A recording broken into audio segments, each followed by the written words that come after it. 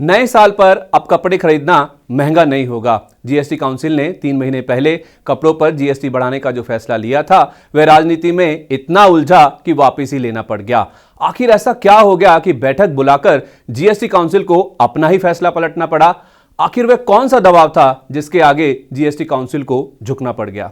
देखें ये खास रिपोर्ट। 3 महीने पहले जीएसटी काउंसिल की बैठक हुई।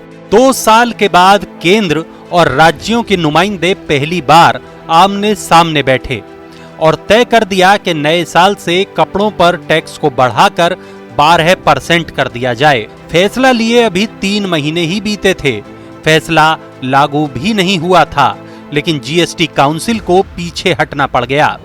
अब कपड़ों पर टैक्स 5% ही रहेगा, 12% नहीं लगेगा। आखिर ऐसा क्या हुआ कि 3 महीने में ही जीएसटी काउंसिल को यह फैसला पलटना पड़ा? कपड़ों पर टैक्स 12% इसलिए किया गया था ताकि कच्चे माल से लेकर फाइनल प्रोडक्ट तक टैक्स का ढांचा एक समान रहे।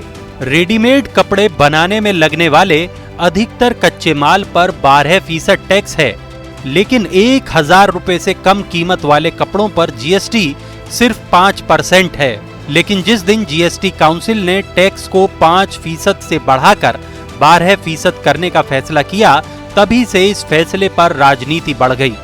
कुछ राज्यों ने इस फैसले का जोरदार विरोध शुरू कर दिया, खासकर वे राज्य जहां पर कच्चे माल से कपड़े तैयार किए जाते हैं।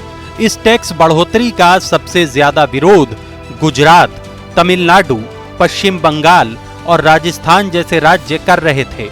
इन्हीं राज्यों में सबसे ज्यादा टेक्सटाइल इकाइयां हैं। दरअसल इन राज्यों का तर्क है कि कपड़ों पर टैक्स बढ़ने से आम आदमी के लिए कपड़ा खरीदना महंगा हो जाएगा, जो मांग को प्रभावित कर सकता है। इनके यहाँ के कपड़ा उद्योग पर खराब असर पड़ सकता है। पश्चिम बंगाल के पूर्व वित्त मंत्री अमित मित्रा ने तो यहाँ तक कह दिया था कि टैक्स 12% हुआ तो 1 लाख से ज्यादा छोटी कपड़ा इकाइयां बंद हो जाएंगी और 15 लाख लोगों की नौकरियां चली जाएंगी। सिर्फ राज्य ही नहीं बल्कि व्यापारी भी कपड़ों पर टैक्स बढ़ाने का विरोध कर रहे हैं।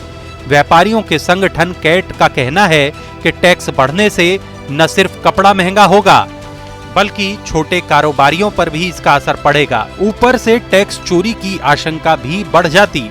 देश से कपड़ों का आयात बढ़ाने के लिए खूब जद्दोजहद हो रही है, लेकिन ज्यादा टैक्स से निर्यात होने वाले कपड़े भी महंगे हो जाते और विदेशी मार्केट में भारतीय निर्यातकों को खरीदार नहीं मिलते। कपड़ों के अंतर्राष्ट्रीय बाजार में भारत को बांग्लादेश से प्रतिस्पर्धा करनी पड़ती है और बांग्लादेश से आने वाला कपड़ा भारतीय कपड़ों के मुकाबले सस्ता होता है। ऐसे में टैक्स बढ़ता तो भारतीय कपड़ा और महंगा हो जाता।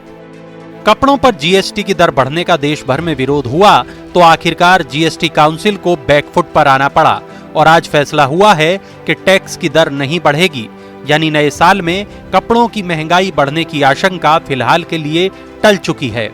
हालांकि कपड़ों पर जीएसटी बढ़ोतरी का फैसला वापस होने के बाद राज्यों का जोश हाई लग रहा है और वो केंद्र पर और दबाव बनाने के मूड में हैं। गुरुवार को केंद्र और राज्यों के बीच हुई प्री बजट बैठक के दौरान राज्यों ने मांग रख दी कि उन्हें मिल रहे मुआवजे की समय सीमा को कुछ समय के लिए और बढ़ाया जाए।